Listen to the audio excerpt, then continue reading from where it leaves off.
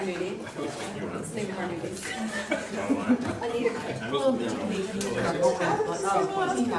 Okay, it's 1:30, so I know they're pretty punctual on starting the video, so we should probably get started. I am Dan Nagy. I'm the systems engineer for Cali. Been with them for a few years, and today we're going to do a little security talk. If you thought you were getting ghost stories and stuff, that's not what we're getting. Haints and Boogers are the North Carolina, South Carolina version of ghosts and goblins. So the etymology of the talk is, a Haint is kind of an evil spirit, Booger is the boogeyman. And the ether was the, it was thought many years ago that that's what electromagnetic waves move through. It's the root of the word Ethernet, which is the precursor to the internet. So basically, this is a talk about things that go bump on the internet. And I don't mean this to be a harem scarum talk. I'm not trying to get anybody to into fear compliance. I'm not trying to scare anybody. This is just simply a talk about security posture and whatnot around the world. But I mean, in the past couple of years, what we've seen, if we're paying attention, there's no way we can't pay attention, is the OPM breach, the Office of Personnel Management, federal government. Anybody who's ever applied for a job with the feds in the past, I don't know how many years, got caught up in it. My wife was caught up in it. She works for the FDA. I got caught up in it. They just send out these really scary stuff to you. But that one was huge. I forget how many millions of personnel records were breached in that. And I'm not sure that one was even a technical hack. I think somebody just left the door open on that. We get to the social engineering idea of security that's being facilitated by our electronic and social media, the Facebook election influencing. That really wasn't even a technical hack either. That was somebody figuring out how to manipulate Facebook and get data from Facebook to try and basically hack our brains. Georgia Tech, which is in Atlanta, we're from Atlanta, they lost, I think, 4 million individuals worth of data in a data breach. That one was another example of somebody just leaving the barn door open and somebody found the data. We have now swarms of botnets that you can go out and rent if you knew where to go get them. They'll do everything from cause people grief by causing denial of service attacks to being able to mine Bitcoin, which is becoming more and more prevalent. The Internet of Things, just because you find it innocuous, the Nest thermostat you have on the wall, your refrigerator, your toaster, what else talks to the Internet now? What doesn't talk to the Internet now? These are all things that now have processors in them that years ago were marginally usefulness to people, especially hackers, bad actors, but now they're becoming increasingly attractive as something to not only get collective CPU power, but the ability to cause things like denial of service. And then our own selves. I mean, you don't actually think that Gmail is free, or that Facebook is free because you don't pay for it. We're just using a different currency to pay for it, and the currency that we're using is our own personal information. And I talked about cryptocurrency just a second ago, and this was something that was actually going on. If we went to certain websites, you would notice that the tab that you were in, if you looked at your process manager on whatever box you were on, all of a sudden you would see spikes in the usage of your web browser. And that baffled people. And what was happening is you would alight on certain websites, and those websites were grabbing some of the CPU cycles from your web browser and using them to mine cryptocurrency for as long as you're on that site. And I would swear to you, my wife and I are looking for homes, I would swear, because it happens on 2 of the realtor websites right now that we use, that every time I touch one of these 2 websites, especially in something like Firefox, my CPU cycle will shoot through the roof. Now, I haven't looked to see what's actually going on and trace the process, see what's going on, but something's fishy with that kind of stuff. And the only reason I twigged it was because the fan on my laptop would spin up, and it sounded like it was going to fly off the desk. So then we talk about what is a hack, and over the years, the best definition I could come up with is causing something, a system, a person, to arbitrarily to fail in a predictable way in order to get an arbitrary result. I can never get away from that because I realize it's distracting. And it used to be, tricking a system or program to execute arbitrary code on your behalf. And that arbitrary code could be anything from saying hello world on the person's screen to actually opening up a port, a shell on a port so that they could have access, unfettered access to whatever machine you had. And it's not just a technical issue, right? I mean, a hack, just like I described the Facebook hack a little while ago. I mean, this is, it can be a soft hack too. I mean, it can be them socially manipulating us for whatever reason that they might have to do so. Whether they want to leverage you to get at your organization, whether it's just you yourself, the whole idea of spear phishing or catfishing. And in some ways, the social engineering has been perceived to be even more damaging than the actual technical hacks. So, I mean, we look at the big deal that's being made or is being made of the Facebook hack and the Facebook influence, they call it a hack, the Facebook influencing of the last election, right? This really wasn't a technical hack. And what they were trying to hack was not Facebook. What they were trying to hack was us by doing that. And so it's perceived as being sometimes it's perceived as being far more damaging, or at least gets a lot more press than like a big data breach would. One of the things that made the news several years ago was the Snowden hack, right? Well, Snowden didn't hack anything. He didn't hack crap. He was an administrator of a SharePoint site who socially engineered his way to data that he shouldn't have. He didn't code one thing up that got him anything. He just fibbed and got access to the data. Now, I say it can be more damaging.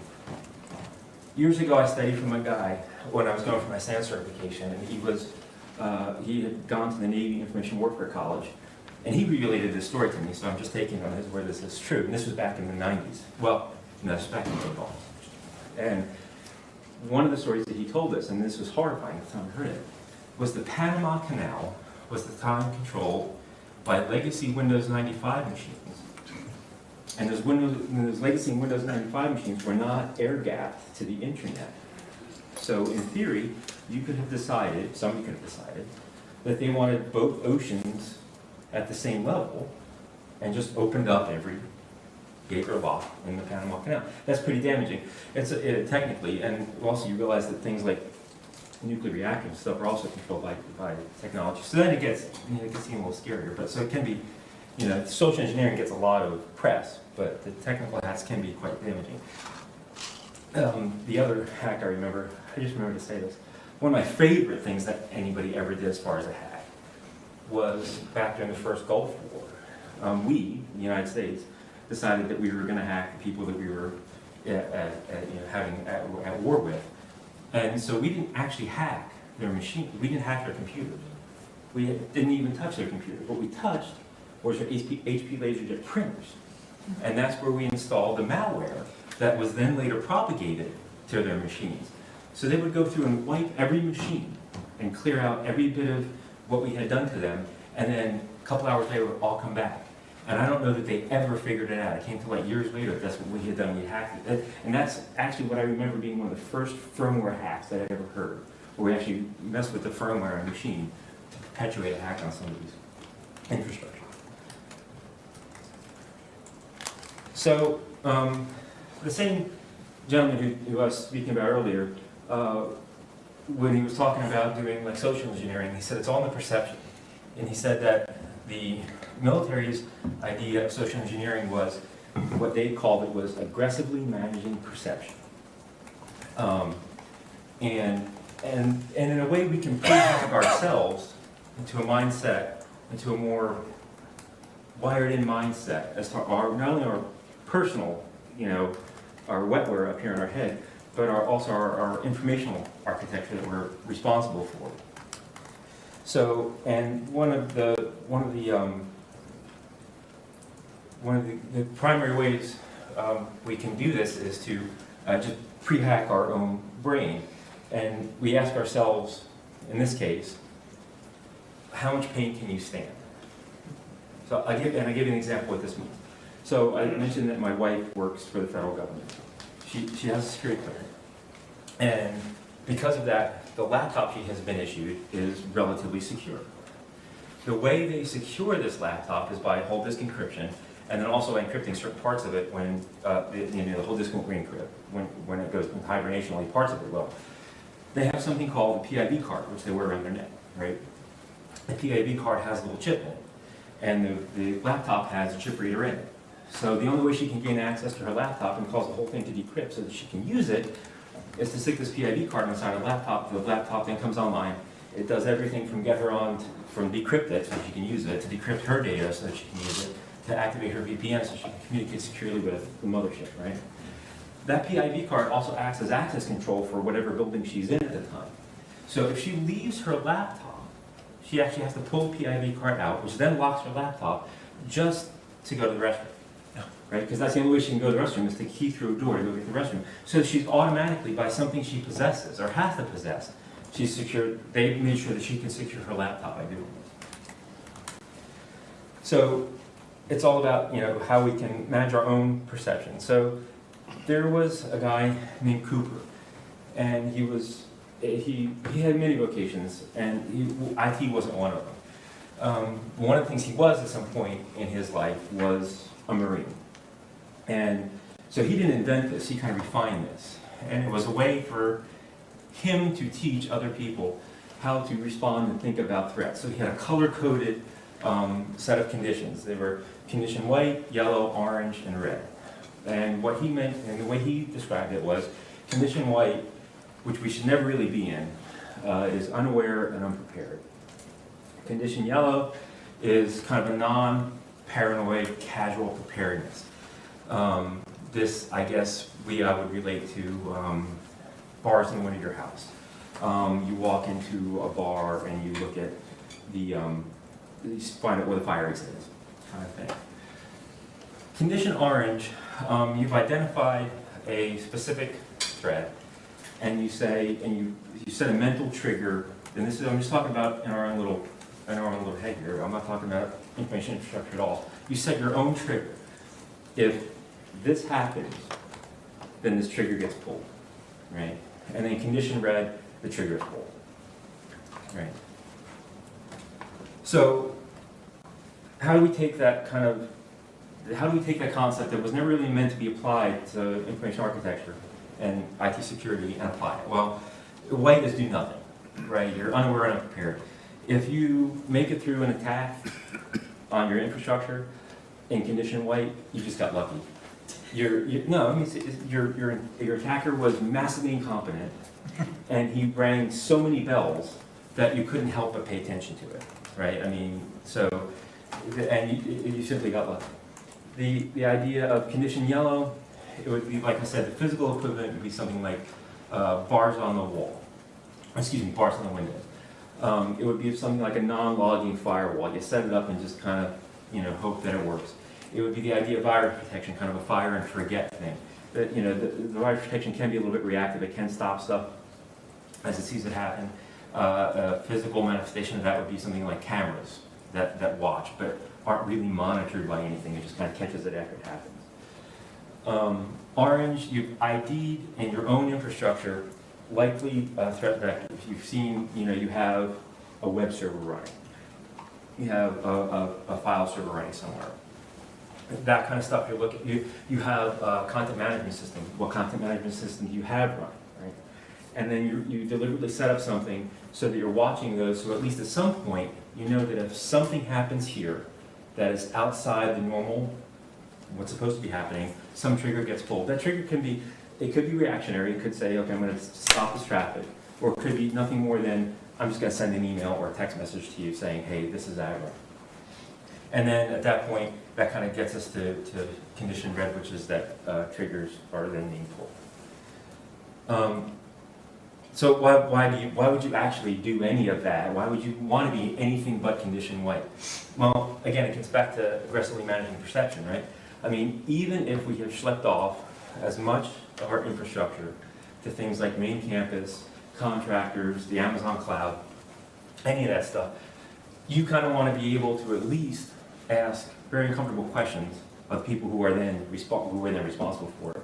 So you don't want to just say, well, I mean, I gave it to, main campus took it, so I don't know, it was their thing.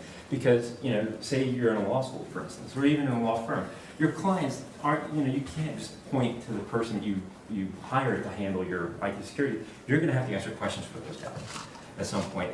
Their perception is that you were responsible for making sure that their personal information was held safe, right? So at some point, you have to educate yourself at least some degree over what you've kind of been given charge of. Even if it's oblique and not really yours, you have to say, well, I did my due diligence, at the very least knowing how your data was being cared for. So how do you actually begin at least getting a handle on this? Well, you begin with auditing yourself. At the very least, you should have some idea of what hardware you have and where you have it. And I'm not just talking about big stuff like instances in the Amazon cloud or servers running iron in a server room. I mean, you should know who's got, the desktop, the lappies, the iPads, that kind of stuff. Who's got a phone? Kind of who's got what and what it's got running on it. You should know the software versions of what you have running on it. If you run your own servers, you should really know what is on the servers, what ports they have open, what's exposed to the big world, and keep an eye on it to make sure that nothing else gets open on it. And this is something it's like watching paint dry, but look at your network traffic. And I'm not saying you have to scrutinize, you have to be a packet monkey. You don't have to look at every individual packet and be able to discern yourself what each and every individual packet is. You can look at it in an aggregate, right? You can know, that this is my average network load for a particular time or particular, time of the year, time of the month, whatever, time of the week even. And so if I see a spike in the network traffic, for whatever reason, that's aberrant, and then you would go and at least it would ring a bell somewhere, you go look at it. And this all gets back to just creating a baseline of knowing what you got and knowing what is aberrant outside of that baseline. Right? Okay, so another example, I at Cali, because I always get asked, usually by John, it's like, well, what do you got running? Because he looks at Amazon bills like, well, what do you do? And it was a fair question. So what I did is I got a little script that I wrote called, I didn't call it anything, but it's an enumeration script. And every time I build a machine or build an instance out in the Amazon cloud, I run this, or at least I run it after it becomes a fully fledged and operational instance in the cloud. And if this is clickable, it will show me out.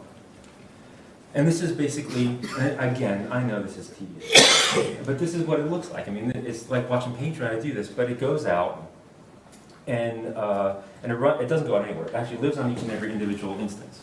And I can run it whenever I want to run it. And the way that this actually works is this file is contained on a code repository, and it's not really code, it's just a text file, called GitLab, which is an in-house clone of GitHub, so that this stuff can go out and get it, yank the file down, modify it, and stick it back up as an exa. And it checks for stuff that I thought was necessary to check for. So Kali Sites is one of the, just by way of example, and it's an interesting example, it's one of the instances of Kali where we dump a lot of the one-off, here today, gone tomorrow kind of stuff that we're working on. So you notice like under virtual host here, you see that it's got some of the CaliCons in there. It's where we put the CaliCon website. It's where if you go to CaliCon website, it's what's running on. So what it's doing, it's going to see if the Apache web server is there. It's looking to see if it's running. It'll also check for Nginx, different web servers, see if they're there, see if they're running. So at least you can go and look at this, and you can have it run several times a day. It's relatively quick run the script. And it'll go and write this file for you the whole time. It's kind of may not be the best way to do that. You don't have to do it every day. You have to do it every hour. But every once in a while, it's not a bad thing to run. It'll tell you the vir host I have enabled. A virtual host, for you guys that don't know what it is, it's a way to tell the web server to resolve different host names. So in other words, it's not just www.kali.org. All these host names are served by this one web server. So as long as the DNS is set up for it. But it's knowing, that if you go to conference.kali.org, it's going to somehow try to get back to this particular instance, this piece of hardware that's running on. It checks for SSL, so it looks at the SSL on the host name, the main name of the box it's on, and it looks for SSL on all the different, which is the secure sockets layer for Apache, so it's the little box that comes on, which now they pretty much have melted and make you do. Checks for content management systems, so it'll check every virtual host to see what content management system is running on it. Well, it checks for, we only will run Drupal or WordPress, or none. So it looks and checks all the virtual hosts to see what CMS I have running, so that I know, because different things become vulnerable at different times. And then, last but not least, it goes and checks some of the system details for it. And in this case, I'd like to know the internal and external IP address of it. And a lot of this is done by command line tool back to Amazon. So it'll tell me the number of CPU cores and stuff, and from that I can discern basically what size instance it is. So if John asks me why do we have so many, how many mediums do we have, I can go back and look at that and kind of tell him what size instance I have. So the next one, I won't go through these. This is host 1. This is Elmer Slopbox. This is what it looks like. It's horrible. I mean, I swear to God. Mike's alive. I know, right? Okay, we'll stop looking at that. So that's the enumeration script. So, find my mouse. So, there's the idea of a red team and a blue team, right? And actually you can go out, and I recommend these two books. It's the Red Team Field Manual and the Blue Team Field Manual. A Red Team Field Manual is RTFM, right? I just like having it around. But there's something called red teaming where you go out and you pretend to be an attacker. So you basically go and you enumerate yourself, or you're trying to attack or hack yourself. So the whole idea is you do what a hacker would be doing when he's trying to get to you. Now, we were just talking about this a minute ago, and this goes way back to when I was even still at Emory. I would do things like this is back in the 90s, or early aughts. I would go back and run port scans across the law school subnet. And what I was looking for was somebody who was clever enough and was this high to ride this ride, that would start their own FTP server and web server, run it off their desktop, right? Because we didn't add anything. At that time, everybody had an IP address to look at in the big world. And every once in a while you'd find somebody that had spun up an FTP server for no good reason, or had gotten hacked and had an FTP server installed on their box. I mean, you would find stuff that way. And I get nasty notes about why am I scanning my subnet. I'm like, because it's my subnet. I'm ultimately responsible for the headaches that stuff causes. So how do you do that? Well, there's a couple different tools that you would use. First, and right out of the gate, you would be surprised how many things I have found that have gotten hacked by port scanning. And what a port is I know this is repetitive for many of you. A port is something that it's an ephemeral idea that's running on a server. So port 80, by way of example, is what a web server runs off of, right? So I know if I'm port scanning for port 80, and I have to scan all the ports. If I just want a web server there, I can just scan for port 80. Well, there's certain hacks, common ones, that will open up ports on your box at a specific port or port range. And if I scan for those, I can find machines that likely have been broached on the subnet. And then I can go say, hey, what's going on with the machine? And a lot of times that's one of the ways. If you do nothing else, that you will catch hacks on your own servers and stuff, is that they'll open up some ephemeral port really high. And you port scan the entire port range, and all of a sudden a port was open today that wasn't open yesterday. You really should probably go look at it and see what it's doing. Penetration testing software, stuff like Nikto, back in the day Nessus. These were things that would actually go and find the port, enumerate what was on the port, and then try to find vulnerabilities with that service that was running on that port. It's not a bad idea to do this to yourself before somebody else does it to you. If your central IT office, or your main campus, or whatever, whoever you have running your IT may not like you doing it, but it's not a bad idea. Same thing with the web vulnerability scanner. Even if something like Nikto does that, even if you handed that off to main campus, and it's not really your responsibility anymore, well, it kind of is. I mean, it's got your name attached to it. So, you run Nikto on it to see what problem, if there's a problem with anything, or even the way they implement it. Even if you're handing them the code saying, here, put this there. And then anything specific that you have found during your inventory, during your audit. So things like Drupal and things like WordPress. You know, we have an instance that got hacked even before I was working for Cali, maybe so that would be before 2012. And it was cleaned up in hours. I mean, it wasn't like it was a huge, big deal. But somehow it made it onto the list of hackable host names. This thing gets scanned and attacked on a ritual daily basis. So we keep a pretty tight eye on it just because we know that everybody else is watching it. It made it on some list that has now persisted since 2012. So, and that was a WordPress installation that got hit like that. Always using. Make sure I'm telling you everything. I got old, so I don't have to look at stuff like that. Okay, so the idea of the audit, it's kind of like, basically, it's a security selfie, right? You're just looking at what you look like from the end of the selfie stick. And John has one. He was doing it like a golf club the other day. We're all like, put that. And then also, and I just like to give. So, and you don't want to be your own worst enemy. That's the idea of doing your audit, right? So that you're not shooting yourself in the foot at some point. And I'll stop. It's just, I like that. Well, and then the next step would be to build a toolkit, and I don't want to read slides and stuff to you, so then some of the stuff is worth mentioning, some of it isn't. And I'm a Linux guy, so I don't really do a whole lot with Windows servers and stuff like that. So this is most of the stuff. A lot of the stuff would be for a Linux box. Tripwire is something that's been around forever, and it's an old piece of software that did something very simple. All it did was it went through your file system on your box, and it created something called a checksum, which is it applied an algorithm to a file, certain key points in the file, and generated a number, and it saved that.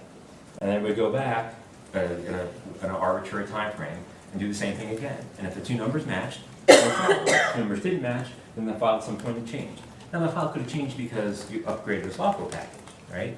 And that's a pain. And so a lot of people stopped using Tripwire because it would give you false alerts. And then what are you doing? Well, you're not paying to the alerts, right? You become desensitized to the alerts. So what you did is you hacked yourself to not pay attention to the security, triggers that you have set.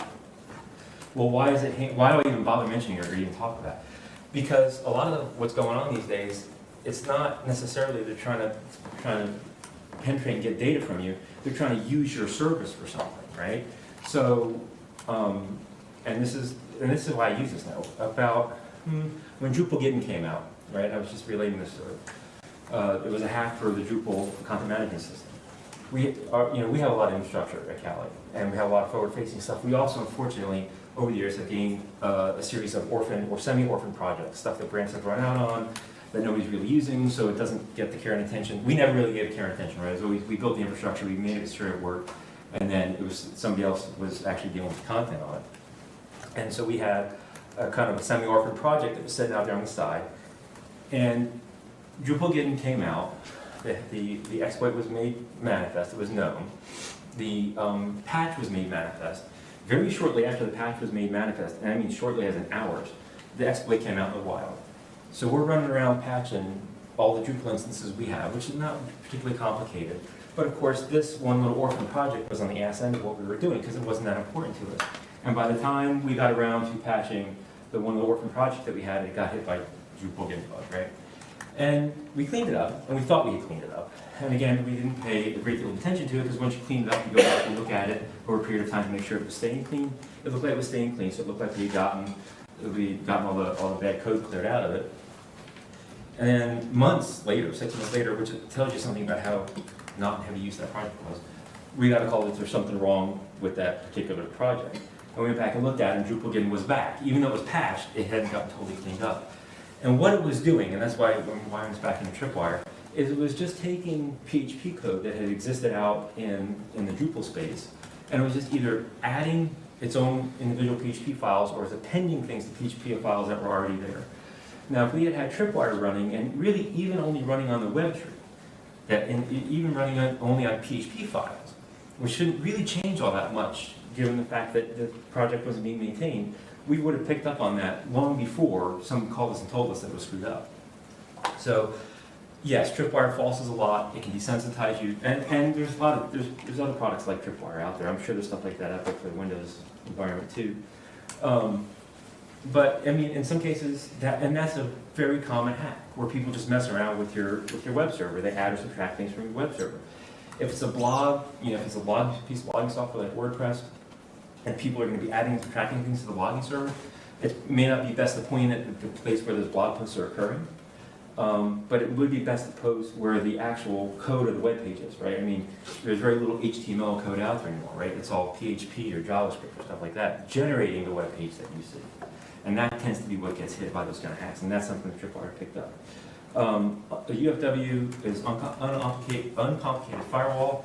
I won't go into it too much. It's pretty much just a layer on top of the old IP tables for Linux, and it gives you some degree of natural language rule writing, so that you can just say block all traffic on port 80, more or less, instead of having to write out this huge esoteric rule that if you pronounce it wrong, it's going to summon an elder god, right? Because it's brain damage. I mean, to prefer to figure it out. Auto upgrade security packages. I don't really want to read that. It's just that you got to be careful when you do stuff like that, because we were just talking about that a minute ago too. If you have a critical upgrade for a language package like PHP, and it's a security upgrade, and you're going to, okay, I'm going to auto upgrade all my security stuff because it's the right thing to do, and you auto upgrade your PHP, and it takes to a version that you now have incompatible in-house code with, and then it breaks your site, then you still have downtime, even though you're trying to do the right thing. Snort, talk about Snort later. Linux is something you can run on your Linux box, and it basically does a security audit internally on the box itself. Fail command, that gets honorable mention. It comes pretty much installed now on almost any Linux box you fire up. What it really does is it watches log files for you, and then it notices repetitive things occurring in log files, usually failed login attempts. And there's almost no, and you can customize your own rules for that, or for it. And if it sees a whole bunch of, and you set up your triggers on this yourself, if it sees like 10 login attempts in so many minutes, it presumes that the person's more than, is not an idiot, he's an attacker, and will then lock him out for a period of time. Apache ModSec, it's a module for Apache that looks for bad modules, stuff like that. Update, never mind. Nikto's a scanner for websites and stuff. That's one of the things that'll get you in trouble if you're running on your website, if it sits over on main campus, because obviously they will detect it at some point that you're scanning your website for vulnerabilities. And then there's the roll your own stuff. And again, I encourage you to go look at the Red Team and Blue Team field manual. They would have little cookbook pieces of code that you can then put together so that you can easily suss out what ports are open, how many failed login attempts you have, that kind of jazz. And that in its aggregate is helpful to you, because then you have a baseline so that you will know, when you go back and look at it again, that something is out of spec, and that something is out and should be looked. Oh, okay, then we get to the laptops and the handhelds. I'm kind of a privacy guy, so I encourage everybody to get a VPN if you don't need it. They will run on things like phones and tablets as well. I use one for no good reason other than sometimes I get bored. I work from home a lot, and I get bored, so I'll go to Starbucks or something. It's just a really good idea just to fire up one of those things. You don't have to make it look like you're from Amsterdam. It just causes problems if you do that. I mean, you just choose an exit node somewhere near your geographic location so that you're not freaking Google and stuff out and they block you out of your email for everything. Virus detection or not, people run hot and cold on this. I used to want the most powerful virus protection I could get until I realized sometimes it causes more problems than it solves. The Windows Defender that comes, I find to be just fine. If you want something else, choose a piece of open source something and run it, but don't have it do the watching every little thing your computer does. Have it watch like your download directory or whatever, so that it'll scan any new file you have. And it's also become virus protection now. Some of the security guys were digging it because it added another attack vector. In other words, it would go out and update and stuff, and I think Persky, or however you pronounce the Russian one, got dinged for doing perhaps naughty things on your box, so the feds aren't allowed to use it anymore. Mentioned two-factor authentication. It's a good idea. You put a little appy on your phone, and then when you log in somewhere, you have to type in a little digit code to get all the way through. It's a drag, but it actually solves quite a few problems and makes you feel super safe. And it's not a bad idea. I mean, I have it on my wall to work at. And then the other thing that I do, and I don't use it that frequently, but man, when I need it, it's actually come in handy, is I think I have it, there's a little, it's just a USB stick, but there's something called portable apps. And they have all kinds of things on portable apps, it's not just security stuff. You can get like LibreOffice that'll run, and this is more relevant when you would go to a hotel and laptops are expensive, you didn't have one, so you go use the hotel computer. You could just jack in your portable apps and you'd have your own little suite of software that you could use. These days what it's useful for is that it has, you can put a whole bunch of security stuff on there. So if you get stuck for trying to clean a virus off your mother's laptop, you would actually have a piece of software that would actually do that for you. It's got little pieces of, it have things like, firewalls that don't have to be installed. You can just run right off the USB stick. So it's kind of helpful. Oh, the backups. I didn't mention backups because backups aren't sexy, right? And they weren't, and nobody really, and like if you're using, make backups. And you make backups for the one reason that's been come out recently is the ransomware attacks, right? If you have a decent backup, you don't have to worry about the ransomware attack. You tank your computer, reinstall the operating system, and you restore your data for backup, and you're done, right? And you really need to.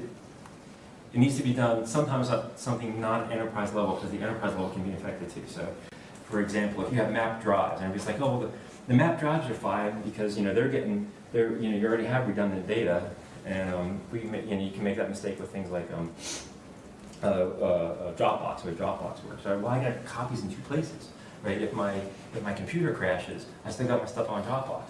Well, if everything gets encrypted, it gets encrypted on your box, and it gets encrypted up on your Dropbox account too. So it's still held for ransom. So if you make backups, figure out a good backup plan for both. If you're a server administrator, do it. And if you're just got a regular laptop, go get yourself a cheap ass backup, disk, and just I'll save you a headache later should you get scared. Okay, so as you can tell, I have jump around a lot. So I've been playing with Firefox extensions a little bit lately, and I've pretty much migrated from Chrome to Firefox for everything except certain parts of work.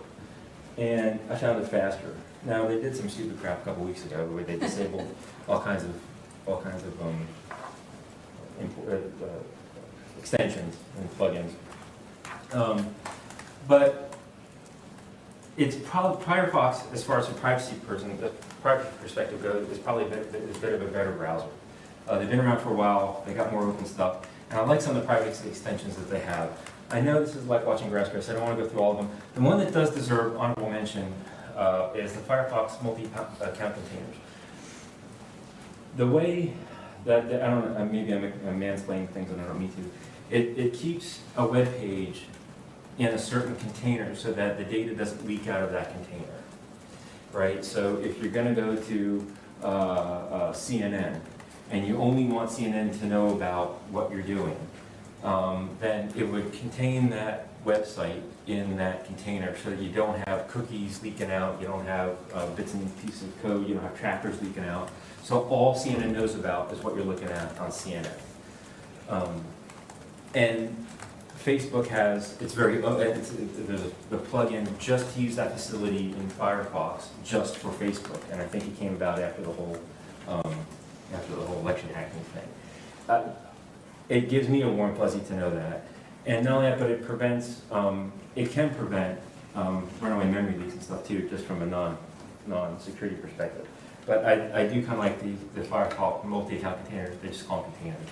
And I'm sure somebody said that Chrome does have something like that. Firefox is a little bit more open than Chrome, so you kind of know what it's doing. Everything else is kind of self-explanatory. You can read it. Cookie auto-delete is self-explanatory. Come on. Disconnect, it's something that prevents tracking, and there's a specific one for Facebook. Facebook seems to have a privacy. DuckDuckGo, okay. DuckDuckGo is a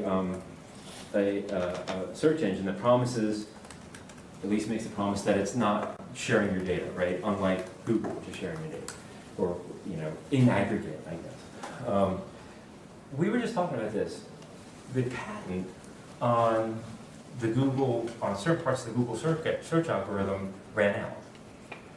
So and it's now public, so other people can use it. And we were talking about it at breakfast the other day, and DuckDuckGo has gotten markedly better in search results just recently. And it occurred to us that it might be because Google's patent ran out on certain parts of the search algorithm. So I encourage you to check out DuckDuckGo. If you don't find what you need there, you can always jump back over and shoot it up on Google and see what you get. But I mean, for this, I've actually reprogrammed all my stuff to just use DuckDuckGo. If I don't find what I need, then I go back over to Google and Google it. A history cleaner can be self-explanatory. Link cleaner is interesting. I don't know how many of you do it, but if I have something I want to share with my wife or anybody, I'll go and just copy the URL and send it to them. Sometimes embedded in that URL, there's tracking stuff embedded in just the URL. Like, okay, this person shared this with this person. And they can go from person to person and figure out how it's getting propagated. The link cleaner, if you click on it, it'll clean out all that crap out of your links so you can then have a clean link to send on. Privacy Badger, that's an EFF tool. I recommend it. It doesn't really cause any problems. Privacy Possum. Okay. What's better, no information or bad information? Or what's worse, I guess? No information or bad information, right? So if you have no information, it's a black or white question. If you have bad information, you may not know you have bad information. And that's what Privacy Possum does for you. It actually fakes certain metrics for trackers that are trying to track you and lies to them about what you're doing. Yeah, you're laughing because you know where this is going, right? Because all of a sudden you're getting ads for crap and you're like, why am I seeing an ad for incontinence? It's like, and it's because Privacy Possum is lying to them for you lying to them on your behalf. Sure, that's I mean, but it's creepy when you get on the Facebook and all of a sudden you see an ad for something that you just looked up in Amazon. So, what else we got? Okay, we're getting close to the end here. One of the last things I'll point out is we use monitoring software. Nagios is not a bad thing to do. A bad thing to use. It can be a little sketchy to set up, and you don't have to go through all the trouble. There's other stuff that'll do it for you. We run this in-house. It just watches certain critical services for us, and lets us know when stuff goes out of spec. There's other different kinds of monitoring software. I'm actually monitoring software, hardware and processes, and making sure stuff is up and running the way it should be. I'm not really looking at metrics and how stuff works. We talked about doing audits to see if stuff is out of spec. There's something called Mateo, which we use, which keeps kind of real-time look on web traffic and what's going on the website. And then you can also use Google Analytics if you want to let Google into your stuff. This is not a bad thing to have running, especially something like Mateo, and if you can stand it, Google Analytics, because it'll give you real-time data of what's going on. So if you wind up seeing something like a spike on your web traffic, you can actually go in and see who's looking at what and when they're doing it and where they're doing it from, using any one of those, either Mateo or Google Analytics. We also use something called, what is it, stats? I forget it. But it's a log analyzer that goes out there and grabs, it grabs the Apache web log, sticks it all together and then makes nice pretty pictures out of it. It's really, really intensive, but it's getting the raw data from the log file, so it tends to be more accurate than using the Google Analytics. But it's processor intensive, so we only do it once a day to get the stuff wired in there. Okay, that's all the slides I have. I did have one other thing I wanted to show you, the super paranoid kind of bringing together of all this stuff that, of course, I spent my own time on. Okay, so we talked about the tools and stuff. So, and this is insane. I don't expect people to do this, but I took a lot of the security tools that we talked about earlier, and I ran them on one box, and then I created a little script that would go through and pick the juicy bits out of what it found, and if there were any, out of the stuff I was running, and so we called it Placid. Yeah. Second, no.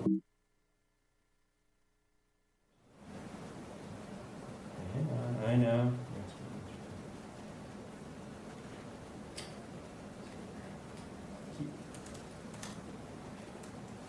Okay, so we can start kind of here too. I mean, I start with a little banner saying I can do anything I want to you because you log into the system.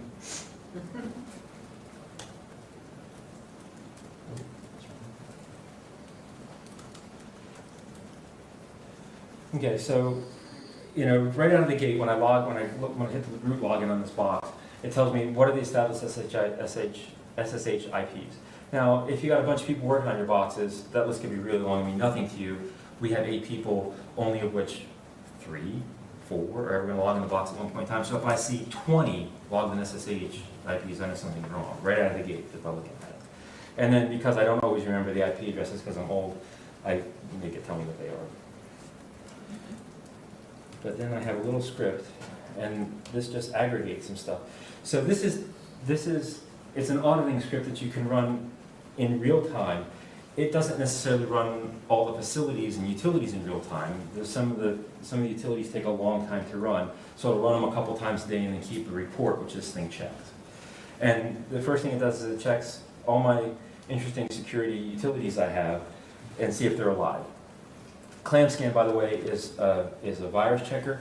Well, why do we need a virus checker on a Linux server? Because there's not a lot of Linux viruses out there. It's because I'm not looking for viruses that are affecting my Linux box. I'm looking at somebody dropping a virus in a file on a blog post that somebody's going to then download, right? So I'm trying to catch it, and that would be an indication that something's screwed up. It tells me uptime. It tells me who's logged in. I'm the only one that logs into this box. It tells me the last 4 logins, right? It's like watching grass grow.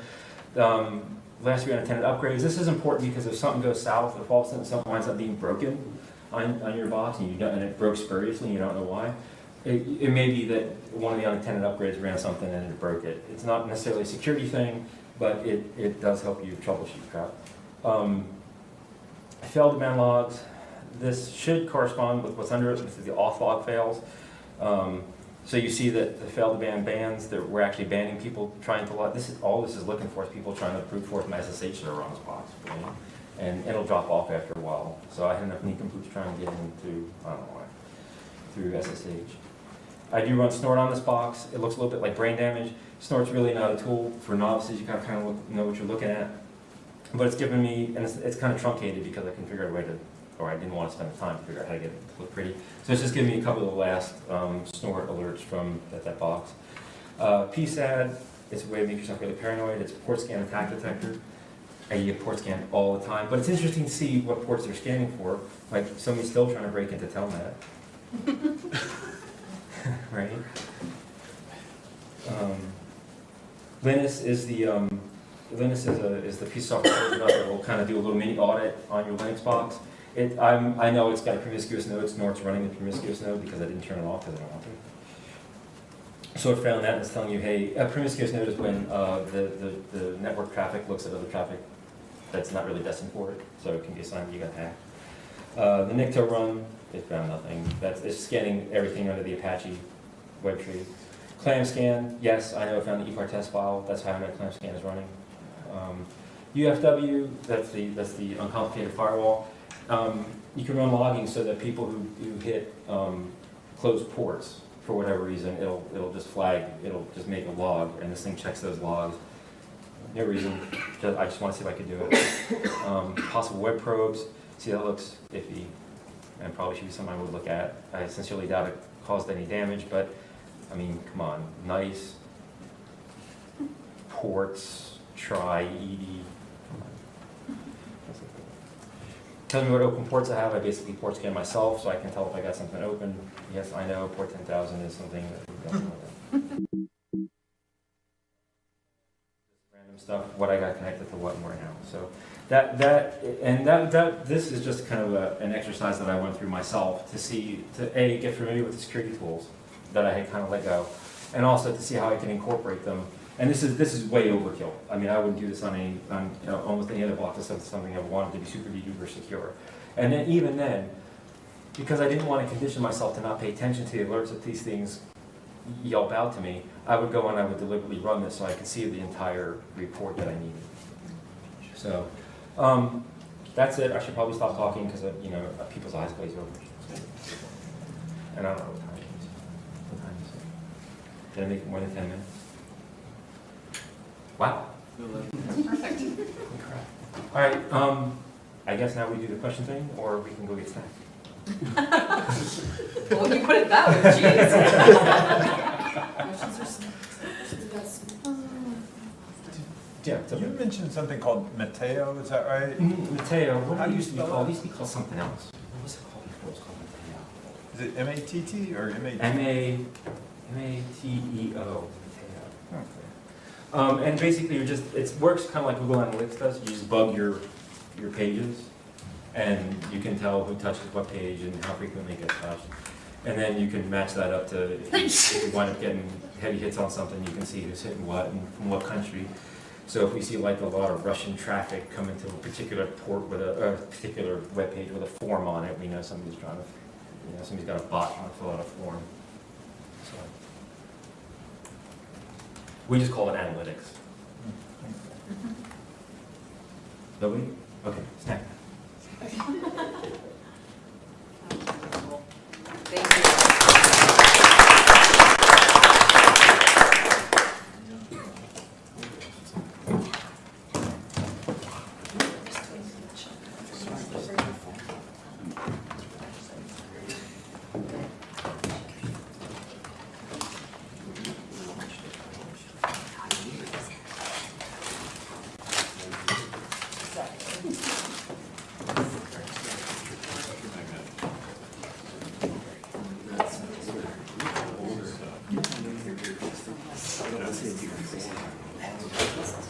Look at it.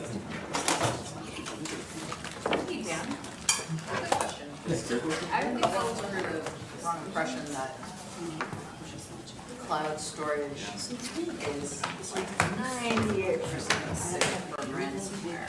How would it encrypt, like let's say Dropbox? Well, in here from Dropbox. I have a versioning. Yeah. Okay. So it would. It lasts for at least 38 seconds. Well, a lot of them will detect too. They've gotten good at detection. So what'll happen is it will see something getting encrypted very quickly, and it'll put a stop to it, presuming that you need to do that. Right. So you can. And you can stop it a little bit on your laptop. My order's sold. It'll watch for rapid encryption, rapid file change, Yeah. and it'll say, okay, something Who's happened. actually trying Right, to do right. that? Yeah, who would do that? It's Yeah. on my book, people allow. It's just making up the. That's fast. Like, Yeah, that's a good point. there's never a reason for it. Yeah. Well, RM is the best fire protection software in the world. It gets rid of all of it. It's everything. Yeah. You can make backups really quick and type in dead no. It's super fast. Oh, yeah, there we go. That's why you do something super fast. No, that was super cool. Very much. Rad. You'll be like, where? Yeah, that's the name. Cleverhands.net, but that's Are you in? so, and you can get those. I'll stay here for a minute. Leave my stuff or something.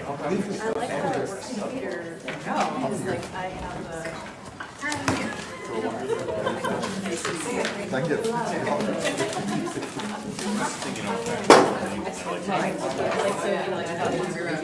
And I have those two, they have those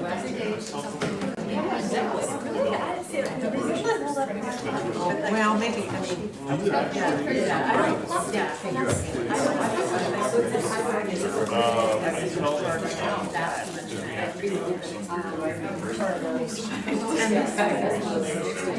So, I mean, you know what to do, that's like, so, it's just like, yeah. You know, I didn't have an opportunity to that.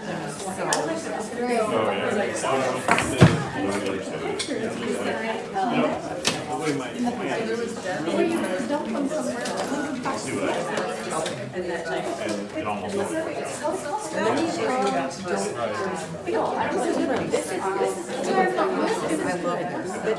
The stuff we have right now. Right, so I talking to people like, this, it doesn't, situation not fun enough, and they're like, yeah, you know what I'm saying? No, it's tomorrow. Yeah, for the right pen, and So many of them out there, and I tried, just bought one, scribbles that matter, and, I remember. It's not better. System organized. Yeah, that's true. Yeah, exactly. I mean, How many videos do you watch? yeah. So bullet journal, and I was like, I have a MacBook Pro, we got this. Oh, okay. that I We got this. All right, let's go back. was, and I think Plug It's our break computers together. ends up putting on the paperwork. We attended the Artists. session. And trick out. Oh, yeah. There are other people, there was one fellow I came across, and I You're think gonna go to the online website, 4:30? THRU is the name of it. I think that this is actually what I'm doing. That may Was again, the mission High tech. of, you know, raising birds. Yes, and so when I'm not looking at this all real. different colors Nice, for but it's everything. not good. Well, when they said it, like, you have to talk to them. Yeah, why It's are October. So he came up with some right number, which I think. Oh, yeah. I was sweating. He doesn't do my stuff, so I'm like, Kind of oh, organizes this. this is the day. Here's your working. They already did the CVs for all of their, Walk back. Like, here's your. public Oh, so that is the thing that I wanted. I'm too pretty to tie up. We can walk, I just, Though I still kind of want to go. yeah, no, I do more than like, I don't think like. And then figure out like a spreadsheet. Like right next to that. I may get to I did, and it was delicious. We've had our liver in every meal. Planning like. But- Here's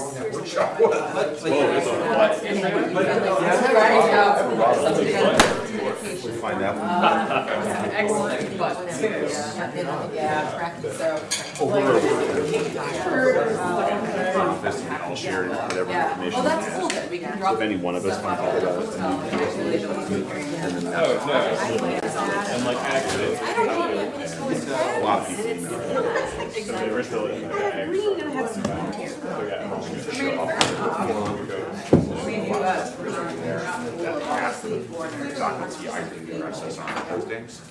So I see those here. Back home. Fair enough. West, that's like something gets posted, it's heard out. When I pass away, Which, I mean, sometimes it's just find it. I feel like it's going on, but. new sport. Well, we could actually. All right. Yes, I am. How are you? Oh, it's published, we all know, now we know. I don't know why I was surprised that you're here. Oh, yeah. I haven't come. Oh, that was nice. No, I used to do this. This was a top for me.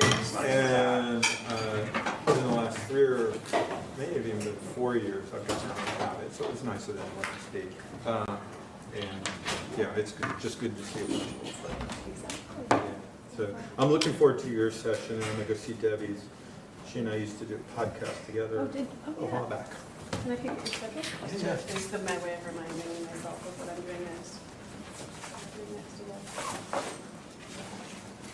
I was torn between Boogers and the other one that was Boogers. Back and forth, I was like, Well, and that's not bad. It's so funny because you get looped into, you know, a certain group of people, and it keeps you from finding things. So for all I know, the yoga reading people are awesome, but I've never heard of them. yeah, no, they're good people. They are good people.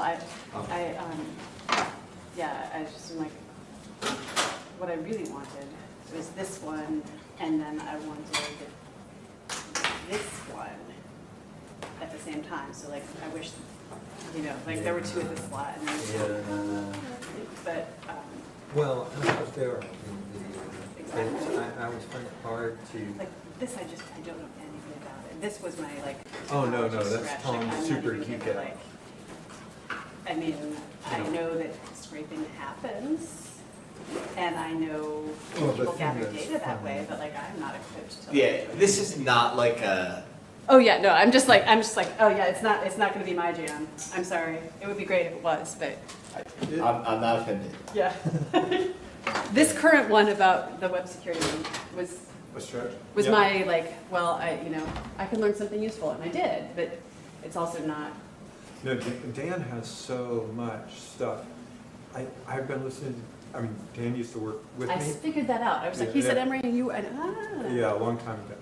And it's a small little cabal Yeah. of people. And he was always great at that. But one of these days, I'm going to tell him to quit apologizing. He's always like, it's like watching grass grow. Dude, we're here for you. We are here Yeah, it to is watch interesting. you. Well, and like, what's it call it? Things happen. Like, we had a professor at a school I used to work at, which I'm saying it that way because